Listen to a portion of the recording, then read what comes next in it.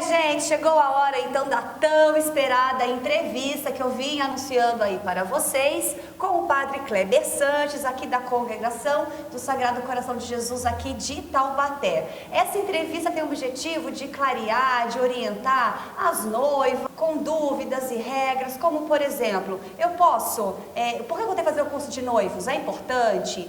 Eu tenho que ajoelhar? É obrigatório? Então tudo isso a gente vai explicar o que é regra, o que é recomendação, o que é opinião do padre, o que vem lá de cima, tá? Então essa e muitas outras perguntas Kleber vai aqui responder pra gente. Preparado? Vamos começar. Então, vamos lá. Explica pra gente, ô padre, qual é a diferença entre diocese, paróquia e capela? Na organização da igreja, no mundo todo, a igreja organiza fisicamente a sua pastoral, a sua maneira de conduzir juridicamente as coisas, divide isso nas chamadas dioceses, que são regiões administrativas confiadas a um bispo. Então, por exemplo, na nossa região, no Vale do Paraíba, nós temos algumas dioceses. Diocese de Taubaté, Taubaté e algumas cidades, cerca de 10 cidades ao entorno de Taubaté. A sede está em Taubaté, por isso se chama Diocese de Taubaté. Daqui, o bispo, ele governa pastoralmente as cidades mais próximas. Essa região, ela é dividida em paróquias. Paróquias, então, dentro da diocese, um determinado espaço está sobre a orientação pastoral de um padre. E esse padre se chama pároco, a função dele. Aquela paróquia, essa região menor, ela é subdividida em comunidades. Cada comunidade tem uma capela, cada paróquia tem uma matriz, cada diocese tem uma sede. Se nós comparássemos, para entender melhor, poderíamos comparar, por exemplo, como já fizemos outra vez, podemos dizer que existe o Brasil, dentro do Brasil nós temos o Estado, dentro do Estado nós temos o município. Então seria mais ou menos, só para deixar claro, seria a diocese, a igreja, a diocese, a paróquia, a capela. Maravilha. Bom, era uma dúvida minha, inclusive, essa.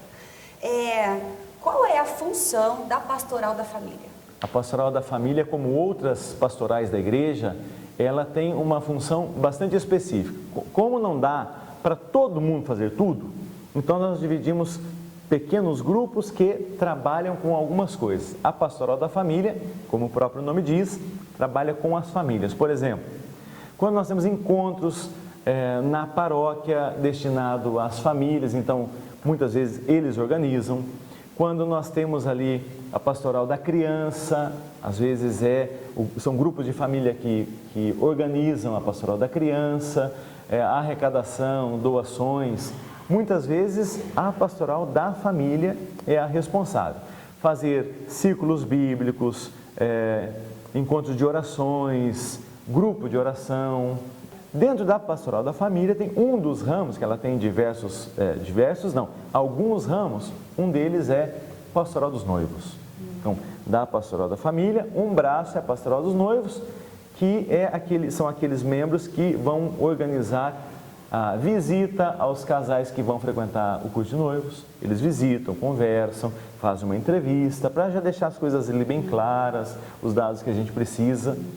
Depois disso, a pastoral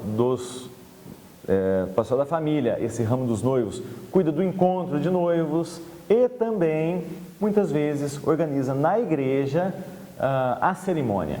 Então, aquilo que hoje nós temos com o cerimonialista, com aqueles que ajudam no cerimonial, existe em algumas paróquias a pastoral que é responsável por aquilo. Não é o trabalho deles só fazer isso, não é o trabalho deles ajudar a noiva a entrar, sair, entrar aqui, não. Mas eles também podem fazer isso. São funcionários ou voluntários? São voluntários. Tá. Não recebem pelo trabalho que fazem. Então, às vezes, nós temos aí alguns casamentos e quem está lá ajudando está ali de boa vontade. Não está ali para tirar o lugar de ninguém e nem para fazer imposição nenhuma. Existe uma orientação sobre como é que funcionam os casamentos e eles vão ajudar aos noivos e aos convidados a seguir aquela orientação. E aí o primeiro passo, quando os noivos vão decidir pela igreja e pela data, o primeiro contato é com a pastoral. Muitas vezes mas o casal, vou casar aqui no Coração de Jesus. Então o casal vai vir na secretaria, conversar na secretaria primeiro. A data, o horário, né, tem disponível? Tem. Mas e se a noiva não sabe ainda? Ela não tem uma cerimonialista, por exemplo, ela vai fazer sozinha. E aí fica essa dica. É nesse momento em que eu quero conversar com a pastoral para saber as regras, para eu ver se eu aceito ou eu consigo me adequar. Então, nesse momento.